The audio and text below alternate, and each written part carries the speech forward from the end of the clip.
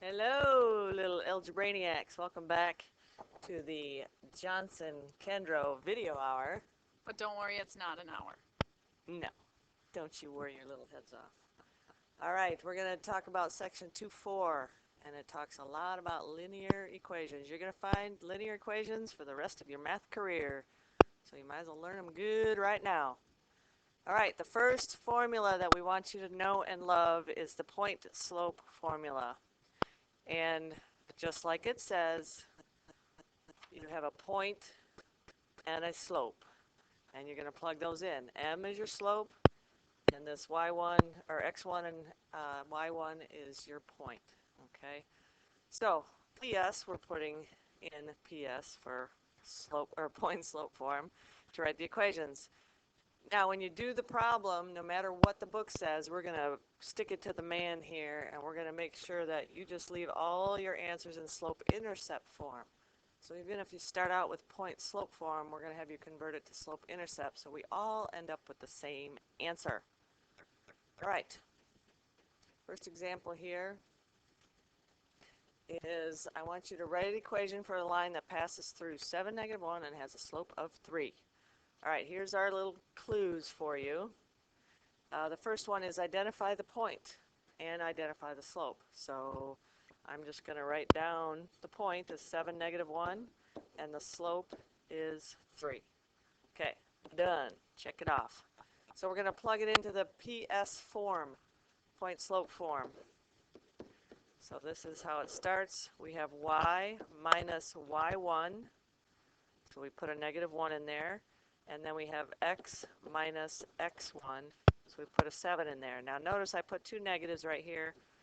We know that that's plus. The slope I have to put in as a 3. And then we have x minus 7. So now all you have to do to put it in slope-intercept form is to work it out. So I'm going to distribute the 3. I'm going to go up over here. And I get y plus 1 equals 3x minus 21. All right, next thing you do is get the y alone, so I'm going to subtract 1. Y is 3x minus 22. Now you have it in slope-intercept form. All right, this is Ms. Johnson. We're going to continue on doing the same sort of thing, but the way that we get our information is going to be a little bit different. So this time it says, write the equation of a line that passes through -5, 0, and 0, 7. So the difference between this problem and the last one that Mrs. Kendro just did is this time we don't have the slope. We're going to actually have to find that slope. So again, your little hints to go with here. We're going to find the slope first. The formula for slope, you take the y's on the top, y2 minus y1, divide them by x2 minus x1. And remember, it doesn't pick whatever one you start with, you just got to be consistent. So I'm going to start with this one. That's going to be my numerator. So my y's go first. 0, therefore, would go on the top, minus 7. And since I started with 0, I got to start with -5 on the bottom, minus 0. Do the subtraction, I get -7 on the top, -5 on the bottom. A negative over a negative is a positive. So 7/5 is my slope. So that's my m. And then, what was our first thing? Use the m in one of the points to set up point slope form. It doesn't matter which one you choose. But the point, get it? Ha ha ha. I'm not pointing at you.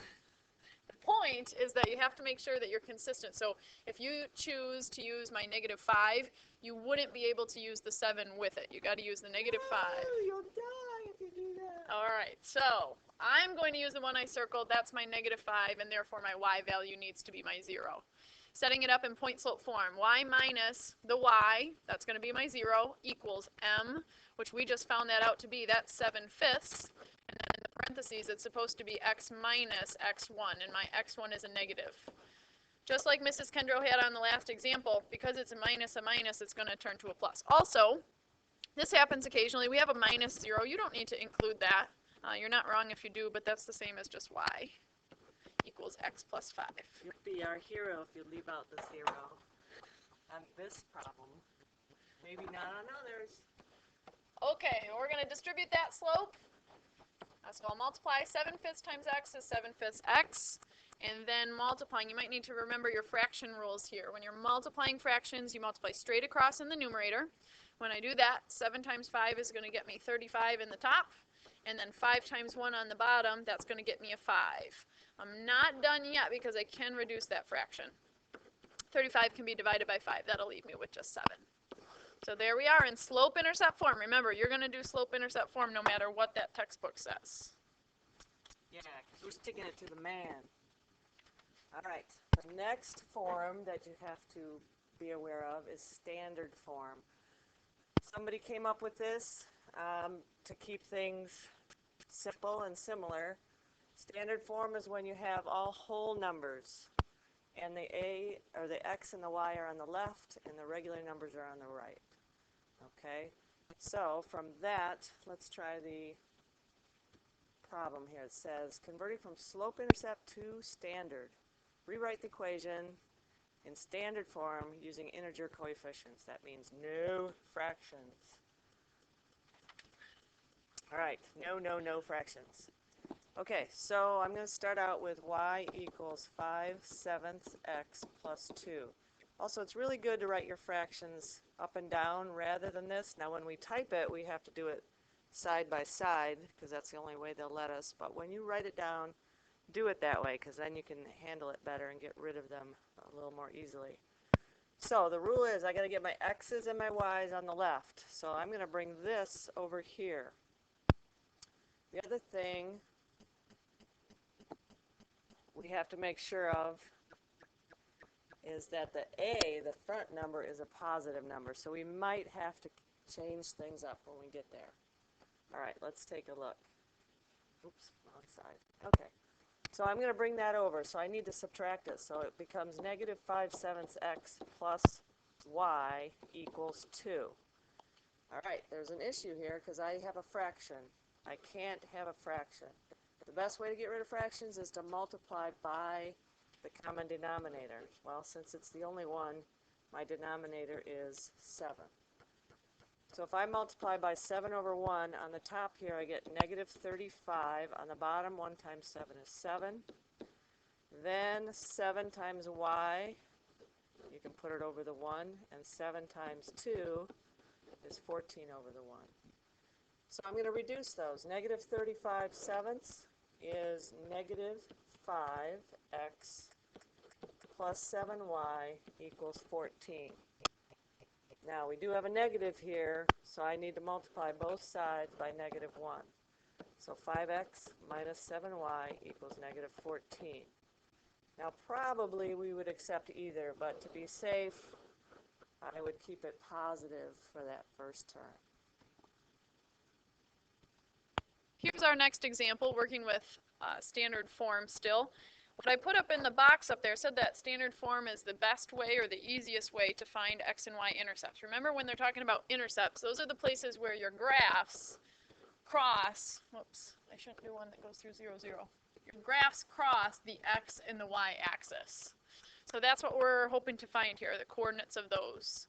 To find that x-intercept, what you're going to do is you substitute a 0 always for the opposite letter. So if I'm asking to find the x-intercept, my equation is 3x minus 5y equals 15. I want to substitute a 0 for the opposite letter. So that would be a minus 5 times 0 equals 15. But I want to show you something. Every time you plug a 0 in for that number, for that y variable, that's going to make that whole term go away. Okay, so once you get the hang of this, what you can kind of do is cover up the letter that you don't want to be working with. So cover up the opposite letter. All right, that would leave us with 3x on the left-hand side equals 15. Divide by 3 to solve, we'll get 5. And that means the x-intercept, the x-coordinate is 5, and we used a 0 for that y. That's how we came up with that. So 5, 0, that's the x-intercept. Let's do the same thing to find the y. Only this time we're going to substitute a 0 for the opposite letter, which is the x this time. And remember, you can just think that that's going to make that whole term go away. So we get minus 5y equals 15. Divide by negative 5. My y-intercept is at negative 3. This time the 0 goes in the x place, and the number goes in the y place. Those are our two intercepts, x and y intercepts. On the next lesson that we do, we're going to show you how to graph using those intercepts. Okay, last concept we're doing has to do with parallel and perpendicular lines. You've talked about these before, but you may not remember. Perpendicular lines meet at a 90-degree angle, so that makes them special. And they happen to have a special characteristic. Special kind of like us. Yeah, definitely like us. All right, perpendicular lines have opposite reciprocal slopes. So numbers that are opposite reciprocals. If I give you the number 3, Mrs. Kendall, what's the opposite reciprocal of that? Well, opposite means negative, and reciprocal, you got to flip it over, so negative 1/3. Very good. Thanks. All right, how about if I give you negative 4/5? What's the opposite reciprocal of that? You mean 5/4? 5/4? Did I tell you the answer? You did. Oh. Almost. That's okay. I think the opposite of a negative would be positive. Flip it over 4/5. Very good. Thanks. Okay, that's our first special relationship. The other one I bet you remember. Parallel lines, if you think about what they look like, they travel side by side and they are never going to cross. And because of that, they have exactly the same slope. And they must have a different y-intercept. So that one's easy. If we've got a 3, the same slope would be 3. All right, Mrs. Kendra, I was beginning to doubt you. If I gave you negative 5/4, you would tell me the parallel line has a slope of also. Negative 5/4. Good. All right, when we do these, remember I got my hints up in blue up there? It says find the slope of the given line. If they might give you the line in slope-intercept form, then it's pretty simple. But sometimes they'll give them in standard form as well. So this example says write an equation through the point 1, negative 3 that is perpendicular to the line y equals 5x minus 3. So remember, when you see perpendicular, that's going to imply opposite reciprocals. And then the line that they give me, you must establish its slope. So it's in slope-intercept form. I know that the given slope is 5. Once you determine the given slope, you are then done with that line. You don't need to include that minus 3 in anything. We're just looking at that equation to know the given slope. So that was my first thing. The next thing, determine the slope of the new line. Since they're perpendicular and the original slope was 5, my new slope is going to be the opposite reciprocal, which is negative 1/5. All right, that was the second part. Next, we want to use point and slope to set it up in PS, which is point slope form. Remember, that's from our very first thing we covered today. That's y minus y1. My y1 is going to be negative 3, so I'll have y minus minus 3 equals m, which is negative 1/5, x minus x1. To convert that to slope-intercept, we're going to distribute. Also, you could change this to addition over here. That'll be negative 1/5 x, and when I do 1/5 times negative 1, that's going to turn it to a positive 1/5. All right, last step I need to do is move that coefficient, or that addition, over. I'm going to subtract 3 on both sides. And many of you maybe don't remember how to do with fractions. We've talked about how to do them in the calculator in class, but you need to find a common denominator. So this has a denominator of 5, therefore I need my number I'm adding or subtracting to have a denominator of 5. So you can multiply it by 5 over 5. When you do that, you multiply straight across, you get 15 over 5. So I'm taking 1/5 and I'm subtracting 15/5. And when I do that, you should get negative 14 over 5. You can leave those as improper fractions, or you can convert them to mixed numbers. So that would be negative 2 and 4/5. Either one is acceptable. All right, Mrs. Kendall is going to wrap it up here. We've got one more final example. All right, keep your brains in gear. Don't give up yet. All right, this time we have the point 2, 1 that's parallel. Parallel means it's going to have the same slope. So I find my slope in this equation here, and I write it down, and then I throw this away. I don't need it. So then I come back and I do y minus y1, and then equals slope x minus x1. Work it out. First I'm going to distribute. Then I'm going to add 1. So y equals 2/3 x.